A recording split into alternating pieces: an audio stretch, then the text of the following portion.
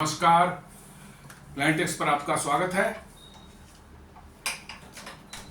हमेशा कर आपसे निवेदन है, प्लानिटेक्स को सब्सक्राइब करें, बेल आइकन जरूर दबाएं, हमारे वीडियोस को लाइक करें, फ्रेंड्स एंड फैमिली के साथ शेयर करना बिल्कुल नहीं भूलें। तो दोस्तों, डोनाल्ड ट्रंप को एक बड़ा झटका अमेरिका के अंदर ही लग चुका है। जी हां, डोनाल्ड ट्रंप की बदमाशियां जो चल रही थी टैरिफ को लेकर के जो है, और खासकर भारत को टारगेट जो उन्होंने किया था 25% टैरिफ के बाद और 50% टैरिफ जो लगाया था, ये कुछ नहीं, उनका पर्सनल फ्रस्ट्रेशन, पर्सनल उनके ईगो और उनका पर्सनल जो एक हेकड़ी उनकी है, उसी का नतीजा ये 25% टैरिफ और जो लगा है। पहला भी 25% में उनकी पर्सनल ईगो भारत साथ हर्ट हुई है, जैसा कि वहाँ की एक फाइनेंशियल जो है एक कंसल्टेंसी फर्म जो है जेफरी ने कल ही रिपोर्ट दिया, जिस पर मैंने वीडियो कल बनाया था कि भारत ने डोनाल्ड ट्रंप की मीडिएशन जो है भारत पाकिस्तान के दौरान जो कन्फ्लिक्ट था उसमें स्वीकार नहीं किया, उसको रिजेक्ट कर दिया। डोनाल्ड ट्रंप ये चाहते थे कि उसमें हम किसी तरह से मीडिएशन में घुसे। कश्मीर का भी उनका था, कश्मीर में भी मीडिएट कर सकते हैं, जबकि भारत का स्टैंड आर्ट्स नहीं जमाने से रहा है, दशकों से रहा है। शिमला एग्रीमेंट में साफ साफ यही लिखा हुआ है कि भारत पाकिस्तान के बीच में कोई भी थर्ड पार्टी जो है मीडिएट करने के लिए नहीं है, पर्टिकुलरली खासकर कश्मीर के मामले में नहीं आएगा। और डोनाल्ड ट्रंप उसी में घुसने की कोशिश कर रहे थे। डोनाल्ड ट्रंप तो डोनाल्ड ट्रंप है, और सोचते हैं कि हम तो एक अमेरिका के राष्ट्रपति हैं और उसमें डोनाल्ड ट्रंप हैं हम, तो इस हमारी बात कौन टाल देगा, हम तो एक फोन कहीं खड़काएंगे, हमारा काम बिल्कुल हो जाएगा। और वो यही चाह रहे थे, और वो क्रेडिट उनको चाहिए था। किस लिए? उनकी एम्बिशन जो है नोबेल प्राइज के लिए, क्योंकि उनको लगता है कि दुनिया में रिकॉग्निशन जो है मिलती है नोबेल प्राइज से ही मिलती है, और उनकी जो है हार्दिक इच्छा थी कि किसी तरह से उनको मिल जाए। लेकिन अब जो है उनकी वो इच्छा पूरी नहीं हुई। भारत ने साफ साफ कर दिया कि कोई बात डोनाल्ड ट्रंप से नहीं हुई थी, किसी तरह का कोई मीडिएशन नहीं हुआ था। पाकिस्तान के डीजीएमओ ने हमारे डीजीएमओ को कॉल किया था और कहा था कि भाई साहब अब रहने दीजिए, बहुत पिट गए हम, बहुत मार खा लिया हमने, अब छोड़ दिया जाए मालिक। भारत ने छोड़ दिया, क्योंकि ऑब्जेक्टिव भारत के जितने थे पूरे हो गए थे, और इस तरह से लड़ाई उस समय वो रुक गई, पॉज हो गई। भारत ने फिर भी कहा कि it is not a cease fire नहीं है, ये पॉज ऑन ऑपरेशन सिंदूर है। और डोनाल्ड ट्रंप उसके बाद से कम 28, 29 या 30 बार लोगों ने गिनती की है इसकी, हर बार उन्होंने कहा कि हमने रुकवाया, हमने दो न्यूक्लियर पावर के बीच में लड़ाई रुकवा दी। अब भारत का आगे नहीं, कोई लड़ाई वड़ाई नहीं रुकवाई, ये फालतू बातें हैं। और लीजिए, अब तो उनके जो चाटुकार जो हैं, तलवार चाटने वाला जो है पाकिस्तान, उसका भी विदेश मंत्री 3 दिन पहले कह दिया कि भैया नहीं, हमने तो किसी से बात ही नहीं थी कि मेडिसिन के लिए, हमने तो खुद ही बात करके रोकवाया है जंग को जो है। उसके विदेश मंत्री के जो डार हैं, मतलब कि जो है आसिफ डार या कुछ उनका नाम है, उन्होंने खुद कहा कि भाई हमने तो किसी से बात ही नहीं की थी, हमने तो सीधे भारत से बात किया था और हमने रुकवाया इस जंग, जो रुक गया ये हमारी बातचीत से जो है। तो डोनाल्ड ट्रंप को और झटका लगा है उनके इस पर जो है, और खासकर एक और झटका लगा है उनको कि 5 मेंबर्स जो नोबेल कमेटी में के हैं, उनमें से 3 मेंबर्स जो हैं कहा कि भाई हमने जिंदगी में हमने कभी ऐसा देखा ही नहीं है, पहली बार हम देख रहे हैं कि कोई आदमी खुद अपने लिए नोबेल प्राइज मांग रहा है। तो 5 में से 3 जो मेजोरिटी जो जिसके पक्ष में रहते हैं उन्हीं को मिलता है। तो 3 तो ऐसे ही उनके अगेंस्ट में हो गए हैं, खड़े हो गए हैं। 2 पता नहीं, उन्होंने कुछ बोला नहीं है उनके अगेंस्ट में या फेवर में, यदि फेवर में होंगे भी तो भी अब नहीं मिलने वाला है। और इसी नोबेल प्राइज के लिए उन्होंने जो है स्वीडन के जो है नॉर्वे के जो है वित्त मंत्री को भी धमका दिया था कि भाई टैरिफ वैरिफ तेरे पास लगा है 15%, कुछ कम करवाना है तो देख लो। कब हमको दे रहे हो नोबेल प्राइज। जी हाँ, ये सारे न्यूज़पेपर्स ने रिपोर्ट किया इसको। तो उनकी ये एम्बिशन जो नोबेल प्राइज वाली थी, इस पर भारत ने बड़ा झटका, बड़ा करारा झटका उनको दिया था। और वो पर्सनल ईगो उनकी थी और प्लस अमेरिका की अपनी ईगो कि भारत हमसे आगे कैसे निकल जाएगा। भारत जिस रफ्तार से बढ़ रहा है, लगातार आप देखें पिछले 1-2 महीनों से कभी ब्लूमबर्ग रिपोर्ट दे रहा है, कभी जो है IMF दे रहा है, कभी वर्ल्ड बैंक दे रहा है, सब ये कह रहे हैं कि 2038 से लेकर के 2040 के तक के आसपास जो है, यदि यही रफ्तार इकोनॉमिक ग्रोथ की जो भारत की और अमेरिका की रही, तो परचेजिंग पावर पैरिटी में भारत अमेरिका के बराबर हो जाएगा। हाँ बिल्कुल, उन्होंने यही कहा है कि भारत अमेरिका के बराबर हो जाएगा। और ये चीज अमेरिका को बिल्कुल पच नहीं रही है और वो भारत की इकोनॉमी को किसी भी तरह से जो है स्टॉल करना चाहते हैं, रोकना चाहते हैं, भारत की विकास यात्रा को डैमेज करना चाह रहे हैं। ये दोनों कारण मिलकर के, एक तो ट्रम्प का ईगो और दूसरा जो है ये भारत को रोकने की ईगो। तो रोकने का हमेशा से रहा है, लेकिन ट्रम्प के ईगो ने उसमें फर्दर आग लगा दी। ये दोनों मिलकर के ही ये टैरिफ जो है आया है, उसी का कारण है। लेकिन आज उनको एक बहुत बड़ा झटका लग गया है। आज सुबह सुबह ही खबर आ गई कि यूएस के अपील कोर्ट में, जैसे अपने यहाँ हाई कोर्ट अपील का कोर्ट होता है, लोअर कोर्ट में यदि केस हार जाते हैं, जो भी हारता है वो हाई कोर्ट में अपील कर सकता है, और हाई कोर्ट में हार जाएगा तो फिर वो जाएगा सुप्रीम कोर्ट में, जो है SLP फाइल करके जो है उसको फाइनल निपटारा होता है। तो हाई कोर्ट जो के इक्विवेलेंट जो वहां का कोर्ट है, अपील वाला कोर्ट है, लोअर कोर्ट में ऑलरेडी ये केस हार चुके थे। टैरिफ वाले केस मामले में जो है लोअर कोर्ट ने कहा कि नहीं, प्रेसिडेंट को पावर नहीं है कि वो लगा दे, पावर सिर्फ कांग्रेस को है। कांग्रेस मीन्स अमेरिका का पार्लियामेंट। वहाँ सीनेट और हाउस ऑफ रिप्रेजेंटेटिव दो अलग अलग हाउस हैं, और इन दोनों कंबाइंड होकर के जो उसको बोलते हैं कांग्रेस। भारत में हम लोग पार्लियामेंट या संसद बोलते हैं, वहाँ पर उनको कांग्रेस बोला जाता है। उन्होंने साफ साफ कहा कि ये पावर सिर्फ कांग्रेस को है, अमेरिकन प्रेसिडेंट को नहीं है। तब इन्होंने कोई 1977 का जो कोई एक्ट निकाला, इंटरनेशनल क्या है, इमरजेंसी, इकोनॉमिक इमरजेंसी कुछ पावर्स एक्ट करके जो है उसका इस्तेमाल करके जो है इन्होंने टैरिफ फिर जो अप्रैल में जो फिर अनाउंस किया, और उसी एक्ट का हवाला दे करके अब जो है अपील कोर्ट या वहाँ की हाई कोर्ट जो है उसने ही इनको बड़ा झटका दिया है। बोला नहीं, ये इलीगल है, इमरजेंसी पावर्स के तहत भी आप उसको नहीं कर सकते, ये अनकॉन्स्टिट्यूशनल, ये पावर जो है सिर्फ और सिर्फ जो है कांग्रेस के पास में है, और अभी देश में वैसी कोई इमरजेंसी सिचुएशन भी नहीं है कि हम कह सकें कि इमरजेंसी का पावर का इस्तेमाल प्रेसिडेंट ने किया है। तो आइए देखते हैं क्या हुआ इसमें। US appeal court finds Trump's global tariff illegal. जी हां, but leaves them in place now. उन्होंने कहा है कि इलीगल है, और 1 अक्टूबर तक जो है इनको 14 अक्टूबर तक जो है इनको टाइम दे दिया है कि आप चाहें तो वहां की सुप्रीम कोर्ट में जो है अपील कर सकते हैं। ये कह रहा है, हिंदू कह रहा है, रिपोर्ट कर रहा है, द 7-4 रूलिंग, यानी ये 11 जज थे, उसमें 11 जजों की वो बेंच थी, उसने कहा 7-4 रूलिंग, मतलब मेजोरिटी से पास हुआ ये। The 7-4 ruling by the US court of appeals for the federal circuit affirmed a lower court's decision finding that Donald Trump had exceeded his authority in tapping emergency economic powers to impose wide-ranging duties। साफ साफ उन्होंने कहा है कि lower court ने जो कहा था कि भाई ये ड्यूटीज जो लगाई गई है ये इलीगल है, ये गलत है, ये डोनाल्ड ट्रंप जो है अपनी अथॉरिटी जितनी इनको है उसके बाहर जाकर ये कर रहे हैं काम, उसके बियॉन्ड ये चले गए हैं, इसलिए ये इलीगल है। उसी चीज को जो है जो अपील कोर्ट ने जो है कंफर्म कर दिया है कि हाँ ये इलीगल है।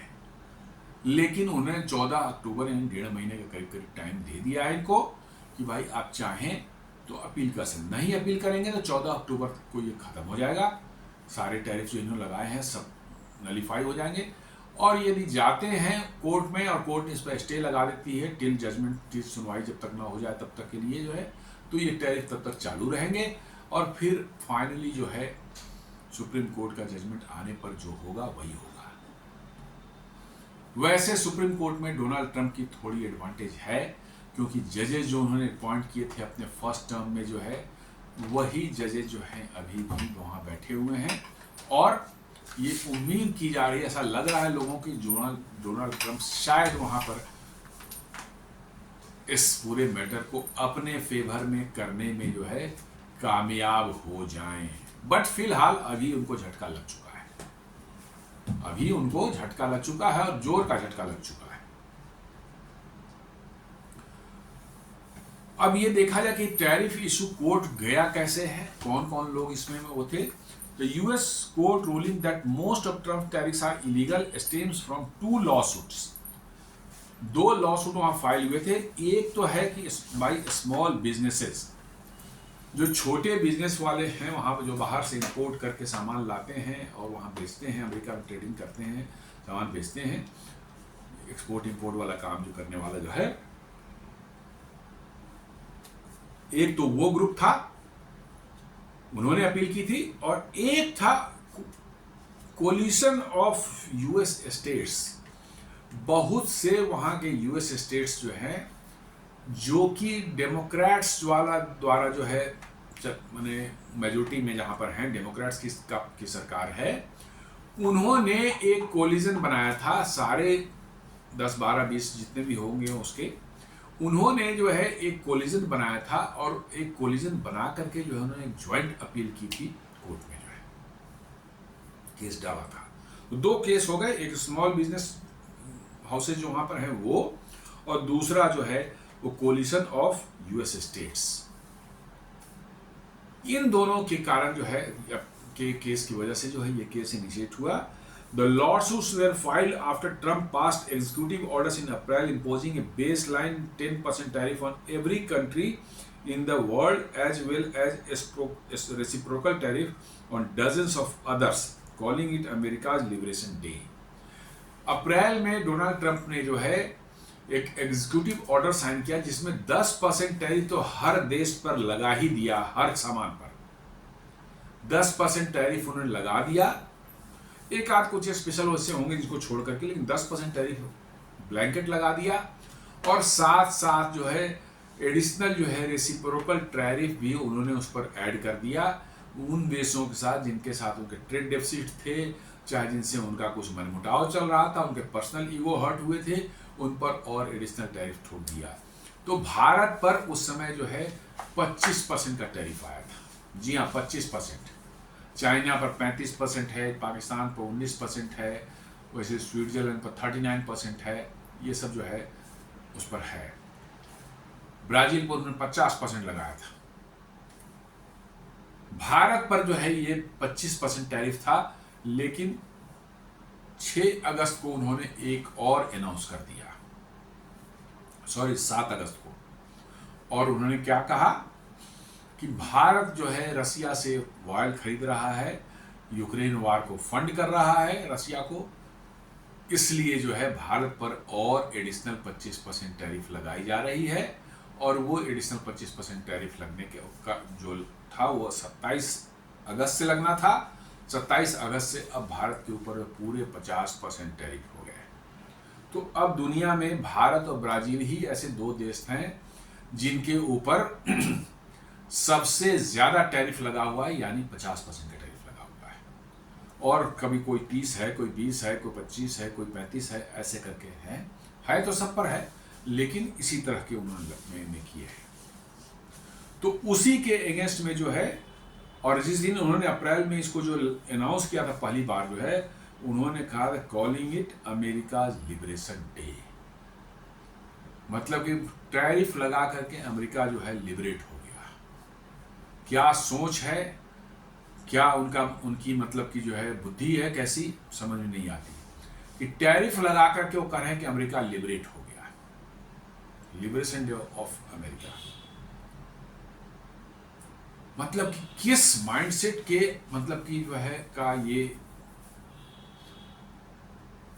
आदमी है, इसको अंदाजा लगाना मुश्किल है। टैरिफ लगाने कोई कह रहा है कि लिबरेशन डे है अमेरिका का। क्या अमेरिका अभी तक गुलाम था? पर भाई टैरिफ लगाना जो है वो मतलब कि एक रूटीन वर्क है, हमेशा बदलते रहता है, साल दर साल वो बदलता है। वो कोई ऐसी चीज नहीं कि एक बार लग गई तो 100 साल तक वैसी ही रहती, ऐसा कुछ भी नहीं है, बदलते रहता है वो। इसमें लिबरेशन डे की कहां से बात आ गई? क्या आप 4 अगस्त को जो इंडिपेंडेंस मनाते हैं, डे मनाते हैं, 4 जुलाई को है अमेरिका का, क्या वो अमेरिका का लिबरेशन डे नहीं है या इंडिपेंडेंस डे नहीं है? मतलब दिस इज समथिंग बिल्कुल मैंने कैसा रॉटन माइंडसेट है कि वो कह रहे हैं कि अमेरिका, अरे भाई मेरे टैरिफ जो है ये व्यापार के लिए है बना हुआ ये चीज है, ये किसी देश की सॉवरेनिटी या उसके लिबर्टी या उनका जो फ्रीडम है उससे इसका कोई लेना देना नहीं होता। लेकिन कहा ना कि जिस आदमी की सोच जैसी होती है, जितना उसका लेवल होता है, उसको लगता है कि दुनिया ऐसी ही चलती है और यही दुनिया है। मैंने आप अंदाजा लगा के देखिए कि कह रहा है कि लिबरेशन डे है अमेरिका का। कमाल है। अगस्त 29 को जो है कोर्ट ने कहा, US court of appeal for the federal court circuit जो है, इसने कहा what the court decided, court ruled that most of president Trump's 2025 global tariffs are illegal. उनका जो ज्यादातर जो उन्होंने टैरिफ लगाए हैं वो बिल्कुल इलीगल है, उसका कोई मैंने लीगल बेस नहीं है, कॉन्स्टिट्यूशन से कॉन्स्टिट्यूशनल मतलब कि जो है उससे सपोर्ट नहीं होता है प्रोविजन से, इसलिए इसको सेट असाइड किया जाता है, नहीं है हो सही, इलीगल है, साफ कर दिया। क्योंकि ये वेस्टेड है ये पावर्स किसमें? कांग्रेस में। जो काम मान ली अपने देश में जो कोई लॉ बनाना है, कोई लॉ बनाना है, तो वो लॉ कौन बना सकती है? प्राइम मिनिस्टर अकेले थोड़ी नहीं बना सकता, नहीं बना सकता, प्रेसिडेंट भी नहीं बना सकता भाई। वो लॉ पार्लियामेंट बनाती है, पार्लियामेंट में उस पर डिबेट होता है, उस पर बहस होती है, फिर वोटिंग होती है, और मेजोरिटी के साथ जो होने जिस पक्ष में होता है वही लॉ बनता है। यदि वो सरकार जो है कोई लॉ के लिए जो है पार्लियामेंट में पेश करती है और उस पर वोटिंग हो जाए और सरकार नहीं के फेवर में मेजोरिटी नहीं आ पाए उस वोट के फेवर में जो है, उस बिल के फेवर में जो है, तो बिल पास नहीं होता। यानी कि ये पूरा का पूरा पावर जो है अपने पार्लियामेंट के अंदर में है कि किस लॉ को पास किया जाए या नहीं किया जाए। उसमें मेंबर्स हैं, वो वोटिंग करते हैं और वोटिंग के बाद जो है डिसाइड होता है कि हाँ ये लॉ पास होगा कि नहीं होगा। वही चीज अमेरिका में भी है। कह रहा है कि भैया जो पावर्स दिए गए हैं, कांग्रेस को दिए गए हैं, वो पावर सिर्फ एक इंडिविजुअल, एक प्रेसिडेंट कैसे इस्तेमाल कर सकता है। बिल्कुल सही है भाई। पार्लियामेंट को पावर तो इसलिए दी गई है ना कि भाई कलेक्टिव रिस्पॉन्सिबिलिटी है।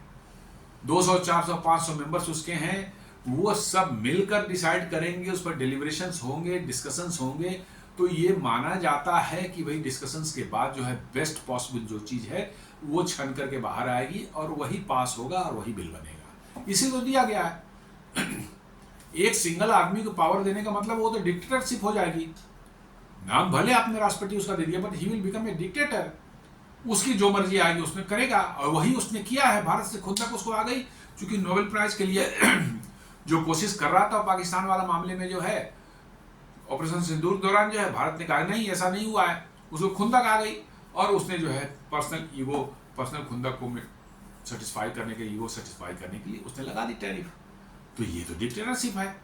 यही चीज कांग्रेस में जाती तो होता है, उसका विरोध होता है कि नहीं साहब ये सही नहीं है, भारत ने ऐसा कुछ किया ही नहीं कि इतना ज्यादा टैरिफ उस पर लगाया जाए। तो ये प्रोविजंस जो है, जहां जो भी डेमोक्रेटिक कंट्री है उनके कॉन्स्टिट्यूशन में प्रोविजन होता है कि भाई एक सिंगल आदमी नहीं ये सब डिसीजन ले सकता, और इसलिए नहीं ले सकता कि भाई इसमें है कि भाई डेमोक्रेसी का नाम ही है, डेमोक्रेसी है ही इसीलिए कि सिंगल आदमी को रिस्पॉन्सिबिलिटी नहीं दी जा सकती। A group of people who are elected by the citizens of this country, only they can take decision. लेकिन ये अकेला बैठ करके ले रहा है डिसीजन। तो कोर्ट ने कहा कि नहीं, ये नहीं है। The administration exceeded it's authority under the international emergency economic powers act, IEEPA इसको बोलते हैं। वो कह रहे कि दो एडमिनिस्ट्रेशन प्रेजेंट है, ये अपनी अथॉरिटी को एक्सीड कर रहा है under the international emergency economic powers act के तहत।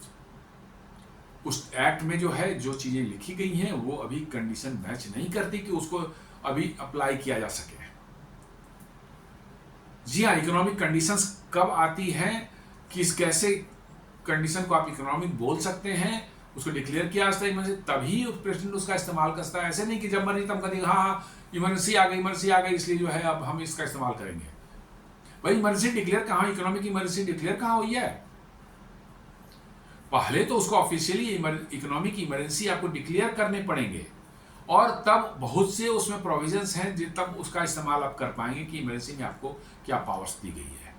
अभी इकोनॉमिक इमरजेंसी डिक्लेयर नहीं हुई है और आप कह रहे हैं कि भैया हो गई इकोनॉमिक इमरजेंसी है इसलिए जो है हम इसको इस्तेमाल कर रहे हैं पावर को।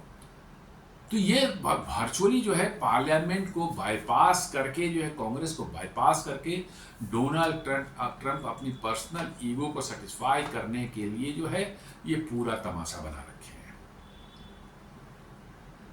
IEEPA doesn't grant the president powers to impose tariff or taxes. That authority belongs to Congress. ये कह रहे हैं कि IEEPA में भी जो है कोर्ट कह रहा है कि उसमें टैरिफ लगाने की अथॉरिटी प्रेसिडेंट को नहीं दी गई है। उसमें कुछ और प्रोविजंस हैं लेकिन टैरिफ लगाने की प्रोविजन और टैक्स लगाने की प्रोविजन जो है नहीं दी गई है प्रेसिडेंट को। मतलब कि यदि उस पावर का आप कोर्ट भी कर रहे हैं कि इस पावर के तहत हम कर रहे हैं तब भी ये इलीगल है, बिकॉज कि उस एक्ट में ये पावर दी ही नहीं गई है कभी प्रेसिडेंट को कि हाँ प्रेसिडेंट जो है ऐसा कर सकते हैं, एग्जीक्यूटिव ऑर्डर के थ्रू निकाल के कर सकते हैं। इसलिए जो है कोर्ट करेगी नहीं, पूरी तरह से इलीगल है। The decision represents a major check on executive powers in trade matters. जी हाँ, ये कह रहा है कि ट्रेड मैटर्स में एग्जीक्यूटिव पावर्स जो है वो नहीं चलेंगे, उस पर कंट्रोल है।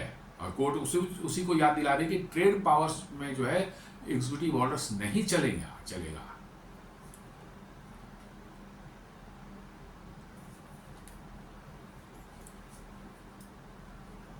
टैरिफ इन्वॉल्व जो कहता है liberation day reciprocal tariff announced April 2025, sweeping tariff on multiple trading partners, ये उन्होंने अप्रैल में किया था। और दूसरा एक और किया था फरवरी 2025 में किया था। अपने राष्ट्रपति 20 जनवरी को राष्ट्रपति बने थे वो, उसके बाद एक फरवरी में और किया था।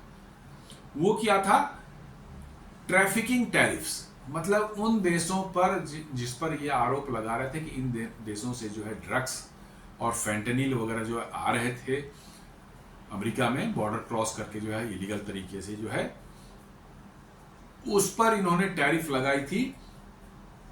3 देश थे उसमें, चाइना, मैक्सिको एंड कनाडा। उन पर टैरिफ लगाई थी कब? फरवरी 2025 में। किस लिए?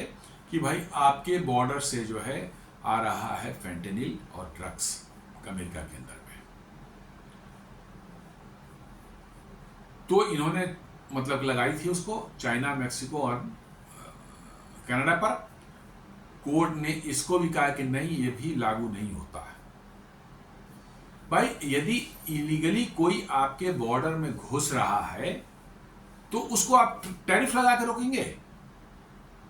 वो तो टैरिफ दे ही नहीं रहा है भाई। फेंटेनिल जो है या मान ली कोकीन ले लें, चरस ले लें, कुछ भी है, ये यदि मान ली कि भारत में इलीगल तरीके से स्मगलिंग करके जो है बॉर्डर क्रॉस कर घुसाया जा रहा है तो उस पर हम 200% भी टैरिफ लगा दे, उससे क्या फर्क पड़ता है भाई? वो तो दे ही नहीं रहा है, टैरिफ दे नहीं रहा है वो। आपको उसको रोकना है, आपको उसको ऐसी व्यवस्थाएं करनी है कि आपके बॉर्डर्स के अंदर फेंटेनिल या ड्रग्स वगैरह जो है वो नहीं आ पाए।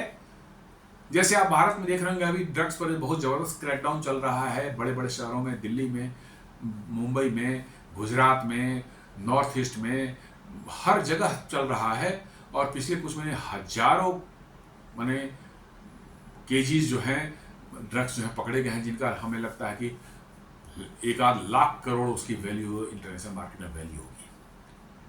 क्यों? भारत सरकार को लगा कि हाँ बहुत ज़्यादा ड्रग्स का मीनेस बढ़ रहा है देश के अंदर में, जो है बहुत ज़्यादा बॉर्डर क्रॉस करके जो ड्रग्स इधर उधर से आ रहे हैं।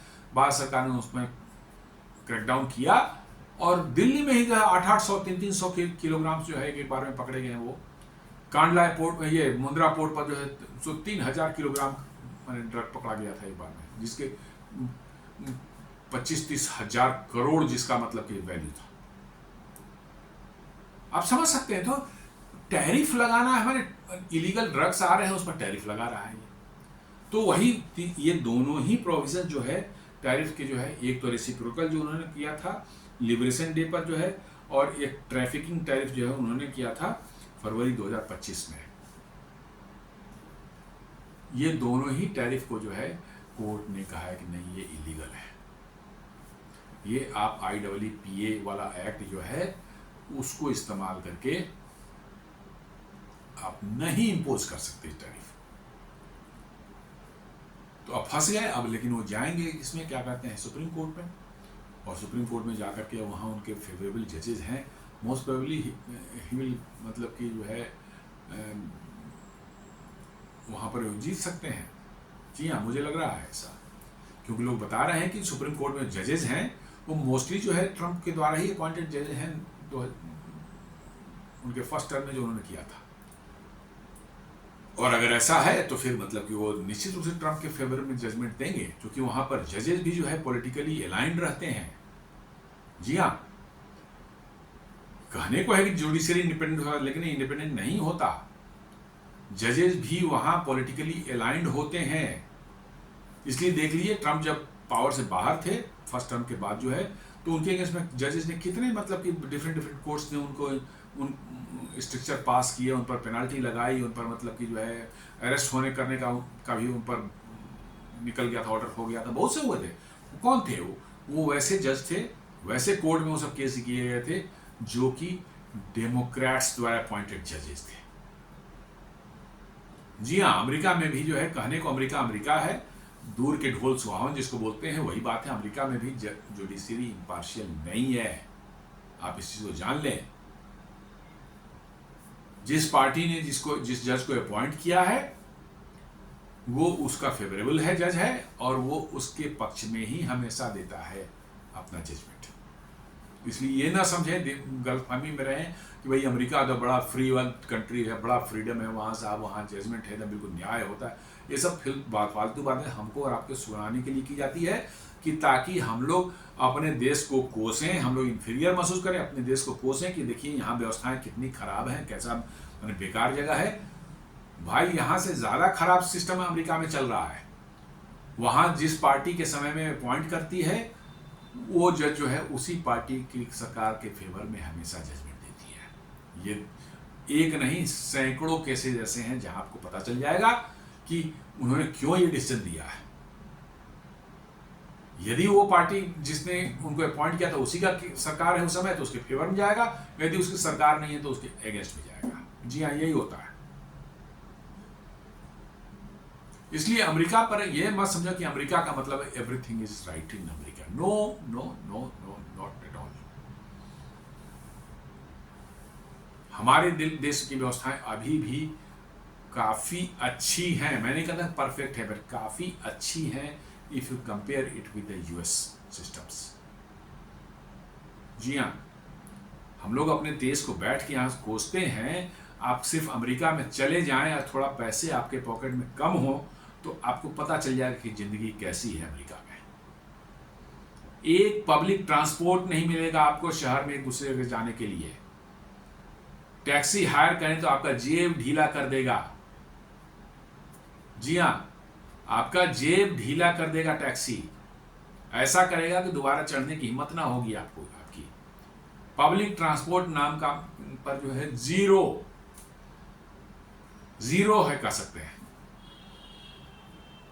एक सिर्फ न्यूयॉर्क में जो है कुछ उनका एक सबवे नाम से जो है उनका मेट्रो वगैरह टाइप का कुछ है, वो भी बहुत ही वाहियात और रद्दी सर्विस है और उस बड़े खतरनाक है। उसके अंदर में ड्रगिस्ट और मर्डर वगैरह जो है इस तरह की चीज़ें होती रहती हैं।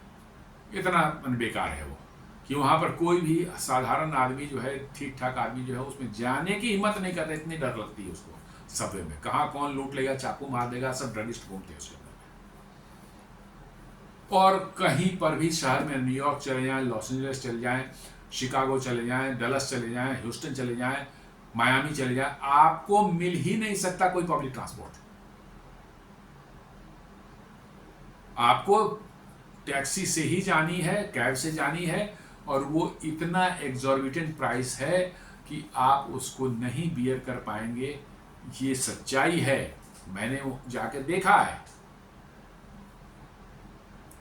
लेकिन हम अपने देश में बैठ के अपनी सरकारों को कोसते रहते हैं, साहब भारत में कुछ नहीं कर दिया, सब बेकार है, सब कुछ वो है, सारा कुछ मतलब चौपट है, यहाँ पर कोई देखने वाला नहीं है, कोई न्याय नहीं है, सब गालियां देते हैं। लेकिन दूसरे देशों की चीज़ों को हम बड़े मने अच्छे मने उसे मन से देखते हैं। अरे वाह, अमेरिका में वाह क्या चीज़ें हैं, अमेरिका क्या साफ़ सुथरा सड़कें हैं, क्या बढ़िया लॉ एंड ऑर्डर होता है। लॉ एंड ऑर्डर रोज तो वहां पर स्कूलों में जाकर कोई ना कोई ठोक देता, बच्चों को ऊपर गोलियां चला के मार। ये 2 दिन पहले मिनेसोटा में आप देखने, 2 बच्चे को बिना कोई रीजन के जो है गया, कोई खटाखट जो है बंदूक चलाया, मार दिया, खुद भी गोली मारी। क्यों मारा, क्या कारण थे, कोई पता नहीं। बेचारे 2 बच्चे, छोटे छोटे बच्चे, उन्होंने उनकी जान चली गई। डेली हो रहा है ये चीज, लेकिन हम लोग कोसेंगे बैठ के भारत को। तो दोस्तों, थोड़ा विचार कीजिए, समझिए। Everything is not great in America जी।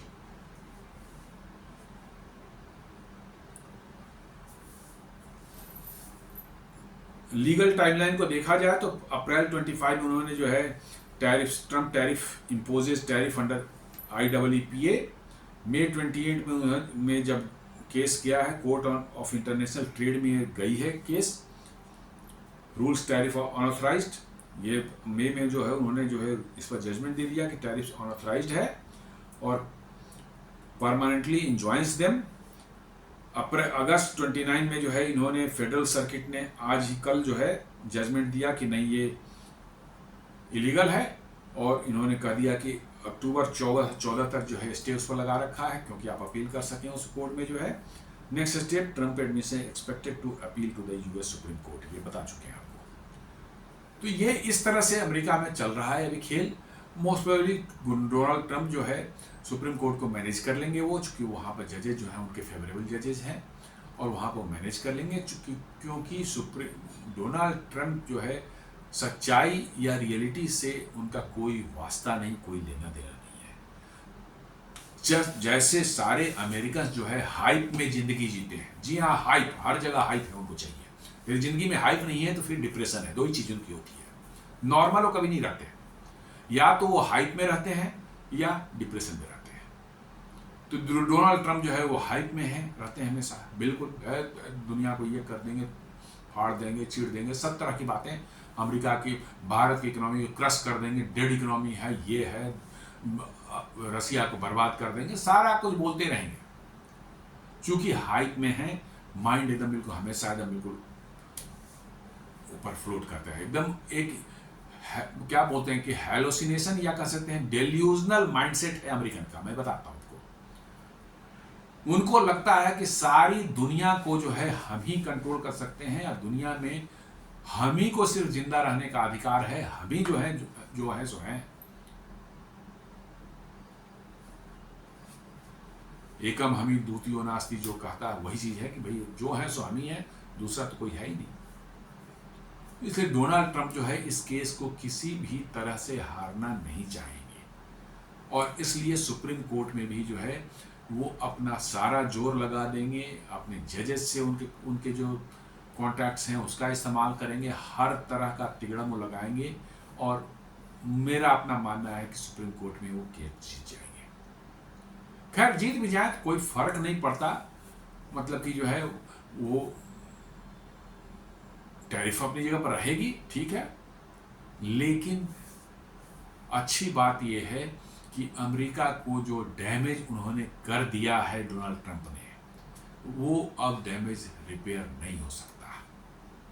जी हाँ, जो डैमेज उन्होंने कर दिया है अमेरिका को, वो डैमेज रिपेयर नहीं हो सकता। दुनिया के सारे देश अमेरिका को लेकर के जो है बुरी तरह से खफा हो चुके हैं और अमेरिका पर उनका विश्वास उठ चुका है। और यही चीज़ जो है उनके जो है पिछले एडमिनिस्ट्रेशन बाइडेन के एडमिनिस्ट्रेशन में जो है जैक सलीवन जो है उनके जो है नेशनल सिक्योरिटी एडवाइजर, छोटा मोटा आदमी नहीं है, नेशनल सिक्योरिटी एडवाइजर है। वो फ्रस्ट्रेशन में वो आदमी बोल रहा है कि the brand America has gone into the toilet. कहता कि अमेरिका का जो ब्रांड था दुनिया में जो है, इसकी एक बादशाहत का ब्रांड था, इसका जो बोलबाला था दुनिया में, इसको डोनाल्ड ट्रंप ने सीधे टॉयलेट में फेंक दिया है। और चाइना आज के दिन में जो है दुनिया को जो है देशों को जो है ज्यादा रिस्पॉन्सिबल नजर आ रहा है। क्यों? क्योंकि एक ज्यादा खराब हो गया, वो तो खराब था ही पहले से, चाइना खराब ही था, लेकिन दूसरा उससे ज्यादा खराब हो गया तो नेचुरली उससे तो बेहतर तो आपको नजर आएगा वो, यदि इसी स्केल पर देखें तो वही जैक सलीवन बोल रहे हैं कि brand America has gone into the toilet और China is appearing or people are countries are considering China as more responsible। एकदम परफेक्ट उन्होंने कहा है। ब्रांड अमेरिका सचमुच टॉयलेट में जा चुका है, अमेरिका पर अब दुनिया में शायद ही कोई कभी भरोसा करे। भरोसा करने लायक ये पहले भी नहीं था, मैं बता रहा हूं आपको। डोनाल्ड ट्रंप के साथ दिक्कत ये है कि उनकी बनावटीपना उनमें नहीं है। ये उनकी क्वालिटी बोलिए या डिसक्वालिटी, जो भी बोलना है बोल सकते हैं, मैं तो मानता हूं कि ठीक ही है। जैसा वो है, जैसे उनकी पर्सनैलिटी है, जैसा उनका माइंडसेट है, वो एज इट इज सीधे बोलते हैं, बिना कोई लाग लपेट के, बिना कोई बनावटी बना के। तो अमेरिका वाकई में ऐसा ही है जैसा अमेरिका आज बिहेव कर रहा है। आप इस चीज को जान लीजिए। ये कभी मत समझिए कि डोनाल्ड ट्रंप खराब है, बाइडेन अच्छे थे या ओबामा अच्छे, नहीं नहीं नहीं नहीं, सभी वैसे ही थे। उन्होंने अपने ऊपर जो है एक क्या कहते हैं शुगर कोट कर रखा था, अपनी पर्सनालिटी के ऊपर में और अपने बिहेवियर के ऊपर में। सिर्फ शुगर कोट था, पीछे से आपको डैमेज करने का काम कर ही रहे थे, दुनिया को और आपको, भारत को भी जो है डैमेज करने का काम कर रहे थे। आपने क्या नहीं, आपको याद है कैसे भारत में किसान आंदोलन हुआ, शाहीन बाग हुआ, क्या क्या प्रदर्शन यहाँ हुआ, किस लिए? नरेंद्र मोदी पसंद नहीं है साहब, उनका चेहरा पसंद नहीं है, वो दाढ़ी वाड़ी नहीं बनाते ठीक से जो है बढ़िया से, उनका चिकना चेहरा नहीं रहता है, वो पसंद नहीं है साहब, उनको हटाओ। रेजीम चेंज, जी हाँ, रेजीम चेंज।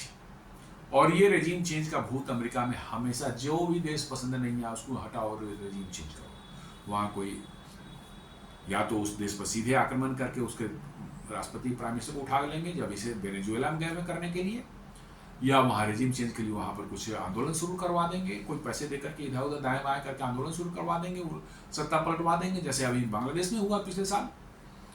माने एक थर्ड क्लास आदमी जिसको, जो क्लिंटन के जुगाड़ से जो है उसको मिल गया नोबेल प्राइज, उसको देख के नहीं था कि कहीं इकोनॉमिक्स इसको आती होगी, उस नोबेल प्राइज मिल गया। वो कहाँ बैठा हुआ था, कहाँ? पेरिस में, और बांग्लादेश में उलट दिया सरकार को। क्या स्टूडेंट आंदोलन किस चीज का भाई, कुछ नहीं पता,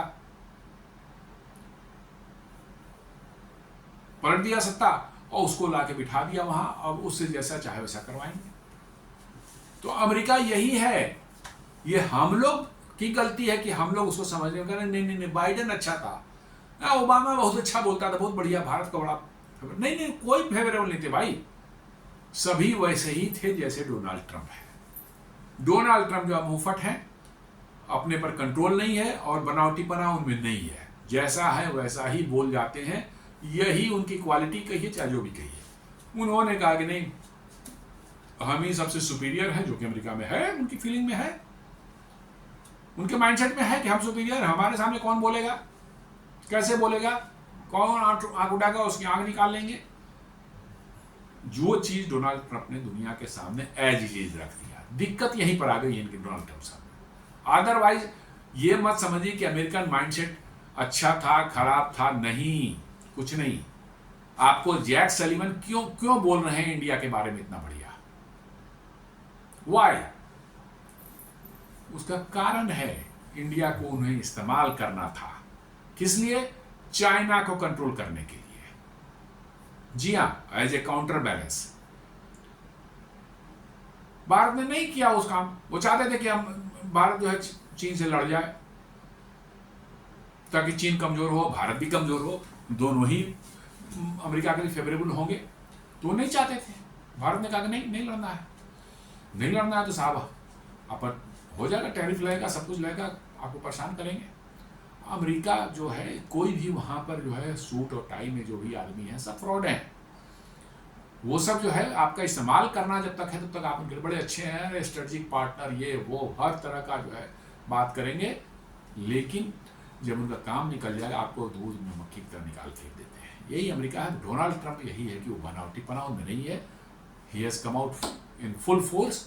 नहीं, हमें है जो अमेरिका का प्रेसिडेंट है साहब कैसे होगा। दिक्कत यही पड़ा गई।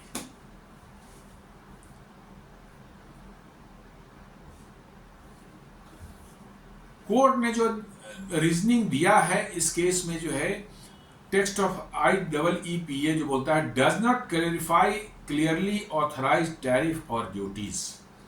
कोर्ट कह रही है कि इमरजेंसी पावर्स जो आपको IEEPA जो एक्ट है उसके तहत जो है पावर्स मिली हुई है, उसमें कहीं पर भी जो है क्लियरली आपको टैरिफ्स और ड्यूटीज लगाने के लिए ऑथराइज नहीं किया गया है। कोर्ट ये बता रही है कि भाई कॉन्स्टिट्यूशन जो है और उसके तहत जो लॉ बना है, आपको 1977 का लॉ है, ये कहता है कि उस लॉ में ही जो है ये नहीं लिखा हुआ है कि भैया टैरिफ और ड्यूटी लगाने के लिए प्रेसिडेंट ऑथराइज्ड है। और कुछ चीज है ऑथराइज, कुछ है, लेकिन ड्यूटीज एंड टैक्सेस का जिक्र उसमें नहीं है। तो क्लियर कट ऐसा है कि भैया ड्यूटीज टैक्सेस नहीं लिखे हुए, इसका मतलब प्रेसिडेंट नहीं कर सकता, ये सिर्फ पार्लियामेंट कर सकती है, कांग्रेस कर सकती है। कोर्ट तो बिल्कुल सही बोल रही है। Major question doctrine sweeping economic measures require explicit congressional authorisation. Court ये भी बोलती है कि यदि स्वीपिंग इकोनॉमिक मेजर्स आप लेते हैं इस तरह के कि सारे देशों पर लगा रहे हैं, पूरी दुनिया के देशों पर, किसी एक देश पर लगाना हो किसी खास कारण से तो चलो बात बनती है, लेकिन आप पूरे दुनिया के सभी देशों पर आप लगा रहे हैं तो it requires explicit congressional authorisation. साफ बोल रहा है कि स्वीपिंग पावर्स, जब स्वीपिंग मतलब कि जो है चेंजेस आप कर रहे हैं तो आपको कांग्रेस का ऑथराइजेशन चाहिए, नहीं तो नहीं कर सकते। Separation of powers, tariffs functions like taxes, only Congress controls taxation. ये भी बता रहा है कोर्ट कि टैरिफ्स फंक्शंस लाइक टैक्सेस, ये सब जो है प्योरली जो है कंट्रोल में है किसके, कांग्रेस के, प्रेसिडेंट कंट्रोल में नहीं है। ये कोर्ट बता रही है लॉ के हिसाब से। और past practice IEEPA was historically used for targeted sanctions not economy wide tariffs. जी हाँ, ये बता रहा है कि IEEPA हिस्टोरिकली जो कभी कभार यूज किया गया है वो टारगेटेड सैंक्शन किसी देश पर लगाने के लिए जो है, जो देश जो है अमेरिका के हिसाब से बदमाशियां कर रहा है, ऐसे नहीं भी कर, वो बदमाशी नहीं उसको बोल सकते, नॉर्मल में नहीं भी कर, लेकिन अमेरिका के हिसाब से बदमाशियां कर रहा है, उस पर जो है कुछ सैंक्शन वैंक्शन लगाने में इसका जरूर इस्तेमाल किया गया था पास्ट में, लेकिन ऐसे नहीं कि भाई सब पर लगाना हो तो इसका इस्तेमाल नहीं, ऐसा नहीं होता है। Argued for border differences to dissent में जो 4 जजेज हैं, ये 7 जजेज ने ये 4 पॉइंट बताए हैं। 4 जजेज जो हैं जिन्होंने डिसेंट दिया है इसके अगेंस्ट, मैंने जजमेंट के मतलब फेवर में थे, वो टैरिफ के फेवर में, उनका कहना है argued for border difference to presidential authority, claimed regulate importation could be interpreted to include tariff, warned against courts interfering in emergency based foreign policy. ये कुछ बातें बोल रहे हैं जो कि बहुत ही ज़्यादा लॉ से डायरेक्ट, मतलब कि जो है कोई ऐसा कोर्ट नहीं कर रहे हैं कि लॉ की बात कर रहे हैं, ये जनरल बातें कर रहे हैं कि वार्न कर रहे हैं कि कोर्ट को जो है इंटरफेयर नहीं करना चाहिए, इमरजेंसी बेस्ड फॉरेन पॉलिसी जो सरकार की होती है, या रेगुलेट इंपोर्टेशन, इंपोर्ट को रेगुलेट करने का जो कोई ऐसा प्रोविजन सरकार करे उसमें कोर्ट जनरल बातें करें लॉ की। बट 4 जजों जिन्होंने उसको ये किया है, फेवर किया है, उन्होंने 7 जजों ने 4 पॉइंट जो दिए हैं वो बिल्कुल लॉ के हिसाब से बताया उन्होंने कि लॉ में क्या प्रोविजन है। तो इससे साफ पता चलता है कि जो टैरिफ्स प्रेसिडेंट ट्रंप ने इम्पोज किए हैं वो शायद जो है उनके पावर्स में नहीं थी। वो कांग्रेस का अप्रूवल या अथॉरिटी चाहिए था उनको, तभी वो इम्पोज कर सकते थे। ये बात जो 7 जजेस बता रहे हैं, तो इससे लगता ऐसा है कि एज पर लॉ तो ये टैरिफ इस तरह से, जिस तरह से लगाया गया है, वैसे तो लग सकता है टैरिफ, किस पर कितना लगना है वो जिस तरह से लगाया गया है, जिस बेसिस पर लगाया गया है, वो शायद अमेरिकन लॉ से जो है सपोर्टेड नहीं है। अब देखना होगा क्या होता है सुप्रीम कोर्ट में। मैंने जैसा बताया सुप्रीम कोर्ट में इनकी अच्छी पहुंच है ट्रंप की जो है, क्योंकि वहाँ के जजेस जो है इन्होंने ये पॉइंट किए थे पहले टर्म में जो है, वही वहाँ पर अभी हैं। तो इट अपीयर्स कि he may be able to manage the things in his favour.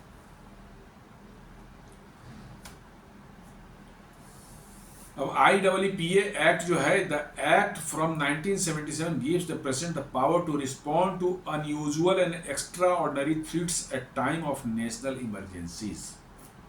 ये उस एक्ट में लिखा हुआ है, the act from 1977 gives the president the power to respond to unusual and extraordinary threats at time of national emergencies. National emergency कोई ऐसी आती है, इकोनॉमिक इमरजेंसी आती है, तो unusual and extraordinary threats जहाँ पर कुछ ऐसे हैं, तो उसमें प्रेसिडेंट को दिया कि आप रिस्पॉन्ड कर सकते हैं एग्जीक्यूटिव ऑर्डर के थ्रू जो है। Trump has earlier declared a national emergency और on trade, arguing that a trade imbalance is harmful to US national security. Trump ने जो है पहले नेशनल इमरजेंसी डिक्लेयर कर दिया किस पर, ट्रेड पर, और कहते हैं कि ट्रेड इम्बैलेंस जो है वो अमेरिका के लिए नेशनल सिक्योरिटी थ्रेट है।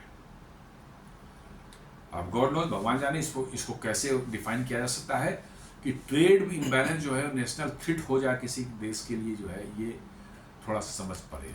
नेशनल थ्रेट नॉर्मली जो है वो आपको आती है एक्सटर्नल एग्रेशन की वजह से, चाहे इंटरनल जो है कोई बहुत बड़ा अपराइजिंग हो गया है या कोई बहुत बड़ी रिवॉल्यूशन टाइप की वहाँ पर हो गई है, बहुत बड़ा मतलब कि जो है देश के अंदर में जो है अराजकता फैल गई हो, उस कंडीशन को कहते हैं इमरजेंसी कंडीशन है।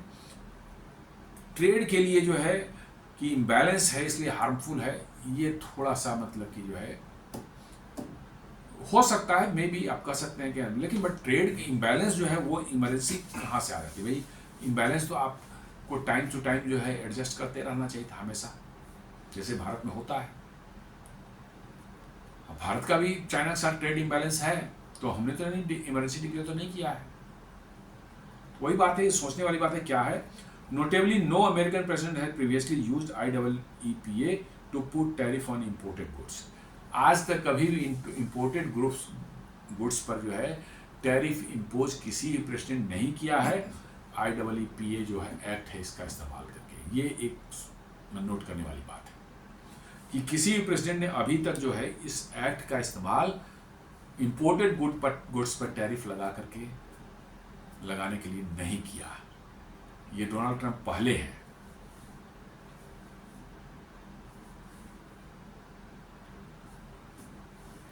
पॉलिटिकल इंपैक्ट ये देखें तो tariff remains in effect until October 14, 2025। 2014 October 14 तक जो है ये तो इन इफेक्ट है ही, चाहे क्योंकि अपील कोर्ट ने भी कहा है कि 14 अक्टूबर तक हमें स्टे इस पर देते हैं ताकि वो अपील कर सकें। Court gave time for possible supreme court appeal, refund issue unresolved if tariffs struck down permanently, government may owe tens of billions in refunds to importers। यदि सुप्रीम कोर्ट में भी केस डोनाल्ड ट्रंप हार जाते हैं तो बहुत बड़ी समस्या होगी, क्योंकि hundreds of billions of dollars जो है इन्होंने कलेक्ट किया है पिछले कुछ महीनों में टैक्स के फॉर्म में, टैरिफ के फॉर्म में, जो है कहता है कि वो उनको इंपोर्टर्स को लौटाना पड़ेगा। ये एक बड़ी समस्या खड़ा होगी। Money at stake, reports estimate around $159 billion collected by July 2025 which much more expected by year end. कारण कि जुलाई तक जो है $159 बिलियन का जो है इन्होंने कलेक्ट किया है टैरिफ में से जो है। इसलिए जो है अब ये चिंता की बात है कि इसके बाद क्या होगा, कैसे मतलब कि जो है उसको आप लौटाएंगे, क्या करेंगे, वो बात की सोचने वाली बात है। पॉलिटिकल फॉलोआउट यदि देखें तो Trump's reaction, calling ruling a total disaster, level court partition, vote to fight at the supreme court. मतलब कि वहाँ का राष्ट्रपति ही बोल रहा है कि कोर्ट जो है वो पार्टीशन है भैया, उसका जो फेवर मैंने गलत तो डिसीजन दे रहा है और उसका जो है मतलब कि जो है उसकी सोच जो है वो बिल्कुल उल्टी है। दूसरे तरफ के जो अपील करने वाले हैं इस हमारे अगेंस्ट में जो है जिन्होंने को केस डाला है, ये उनके तरफ का झुकाव है। इसका पार्टीशन बोल रहा है, लेवल कोर्ट पार्टीशन। पार्टीशन ही क्या मतलब कि जो है कोर्ट को तो बिल्कुल अनबायस्ड होना चाहिए ना। हम तो ये मानते हैं कोर्ट अनबायस्ड होगा, कोर्ट भी पार्टीशन होगा नहीं। हमारे दिमाग में इसके फेवरेबल है तो हम उसके फेवरेबल, तो इसी को बोलते हैं पार्टीशन। ऑलरेडी पार्टीशन है मेरे दिमाग में पहले से, भाई नहीं जजमेंट हमको इधर ही देना है। तो वहां का राष्ट्रपति ही बोल रहा है कि कोर्ट ही पार्टीशन थी और अनफेवरेबल टोटल डिसास्टर बता रहे, ये कोर्ट के डिसीजन को बता रहा है। अपने यहाँ कोई बोले तो सारा कोर्ट तुरंत जो है उसको चले जाए, कंटेम्प्ट में चला जाएगा खुद कि डिसास्टर बता रहा है, कोर्ट को क्रिटिसाइज कर रहा है। आप कह सकते कि हाँ हमें डिसअपॉइंटेड है, हम मतलब कि जो इससे संतुष्ट नहीं है, लेकिन वो बोल रहे हैं कि नहीं ये तो बिल्कुल टोटल डिसास्टर है और कोर्ट लेवल कोर्ट पार्टीशन है कोर्ट में, and vote to fight that the supreme court. और उन्होंने कहा सुप्रीम कोर्ट में हम लड़ेंगे इसके लिए। वो तो ठीक है, सुप्रीम कोर्ट में लड़ना ही चाहिए, उसमें कोई दिक्कत नहीं है, लेकिन वो कह रहे हैं कि भाई कोर्ट पार्टीशन है। स्मॉल बिजनेस एंड एडवोकेट्स, ये जो छोटे बिजनेस वाले हैं जिन्होंने केस किया था और एडवोकेट्स जो है held that decision as protecting the rule of law and limiting unchecked executive powers। वो लोग खुश हैं, वो कह रहे हैं कि बढ़िया हुआ है, बहुत बढ़िया किया है, ये रूल ऑफ लॉ को प्रोटेक्ट कर रहा है और साथ साथ जो है अनचेक्ड जो है लिमिटिंग पावर जो है उसको कंट्रोल कर रहा है, चेक कर रहा है, उसको लिमिट कर रहा है। और एक्सपर्ट्स बोलते हैं warn Congress must clarify tariff authority to prevent for future disputes. क्या कह रहे हैं कि एक्सपर्ट्स बता रहे हैं कि कांग्रेस को इस पर क्लेरिफाई करना चाह रहा है कि करना चाहिए कि किसके पास टैरिफ की अथॉरिटी है, कांग्रेस के पास में है कि प्रेसिडेंट पास में है या किसके पास में। बोलते हैं कि ये आगे फर्दर फ्यूचर डिस्प्यूट हो, इससे बचने के लिए कोर्ट को जो है कांग्रेस को जो क्लेरिफाई करना चाहिए, खुद डिस्कशन करके जैसे भी हो एक आना चाहिए कि भाई किसके पावर में ये है, ताकि आगे ऐसा ना हो। Tariff impact of tariff imposed on India. India was not the main target of Trump's February trafficking tariffs. Those hit China, Mexico and Canada. However, India was covered under the broader April 25 Liberation Day reciprocal tariff, which applied sweeping duties on multiple US trading partners. फरवरी में जो उन्होंने लगाया था वो सिर्फ 3 देशों पर लगाया था जिनसे वो ड्रग वगैरह का ट्रैफिकिंग होती थी, उसकी बात की थी उन्होंने, China, Mexico and Canada. Bharat उसमें नहीं था। नहीं, भारत पर जब उन्होंने अप्रैल 25 में जिसको लिबरेशन डे उन्होंने बोला उसमें लगाया तो 25% भारत पर भी उन्होंने ठोक दिया tariff. Since the federal circuit ruling cleared most of those global tariff rules, India's case falls within that scope. Bharat का केस उसी स्कोप में जो फेडरल सर्किट ने जो इलीगल डिक्लेयर किया उसी में आता है। तो यदि ये अपहेल्ड हो गया, जो जजमेंट आज आया है सुप्रीम कोर्ट में भी, तो भारत पर टैरिफ जो है वो हट सकता है। So India's export to the US currently face tariffs that are now judicially ruled unauthorized but still in effect until October 14, 2025 unless the Supreme Court intervenes। अब देखिए सुप्रीम कोर्ट में क्या होता है, उसके बाद जो है पता चलेगा इसका। So does that mean that Trump can't impose tariff again? No. While Trump won't be able to use the IEEPA, the US president has a number of other ways to impose import tariffs। कह रहा है कि यदि मान लो supreme court में हार जाए तो क्या उसका टैरिफ नहीं लगाएंगे ट्रम्प? बोला नहीं, बहुत से तरीके हैं वहाँ प्रेसिडेंट पास में जो है दाएं बाएं करने का जो है वो फिर भी करेंगे वो, क्योंकि ट्रंप एक जिद्दी आदमी है, वो छोड़ने वाले नहीं है। Trump could get Lutnick and U.S. Trade Representative carry out investigation under Section 301 of the 1974 U.S. Trade Act against various trading partners, which could allow tariffs to be implemented after an investigation runs its course. He could also use Section 232 of the 1972 trade law, which he is already using for steel and aluminum duties. कहते हैं कि वो एक inquiry बिठा सकते हैं under section 301 of the US 1974 trade act against कोई भी कंट्री के अगेंस्ट में, और उसका रिपोर्ट लेकर के जो है आपको लगा देंगे टैरिफ। और कहते हैं कि 200 एक और सेक्शन 232 है 1962 का ट्रेड लॉ है, which he already use for steel and aluminium duties, वो भी इस्तेमाल कर सकते हो। तो ऐसा नहीं कि सुप्रीम कोर्ट यदि ये कर दे, रोक दे उनको कि नहीं ये इलीगल है तो रुक जाएंगे, नहीं ऐसा नहीं। प्रोविजंस बहुत से दाएं बाएं लूपहोल्स हैं जिसका इस्तेमाल करके वो फिर करेंगे, क्योंकि वो उनकी इज्जत की बात आ जाएगी ना, प्रेस्टीज की बात आ जाएगी भैया, तो वो फिर करेंगे। ऐसा मतलब कि मत सोचिए कि नहीं होगा। खैर जितना भी करें वो अच्छा ही है, हम बाहर के देशों के लिए अच्छा है, अमेरिका उतना ही गर्त में जाएगा जी। तो दोस्तों इस डिस्कशन को यही समाप्त करते हैं। उम्मीद करता हूँ वीडियो आपको पसंद आया होगा। आपसे निवेदन है वीडियो को लाइक करें, फ्रेंड्स एंड फैमिली के साथ शेयर करें, हमारे चैनल को सब्सक्राइब करें और बेल आइकन दबाना बिल्कुल नहीं भूलें। धन्यवाद।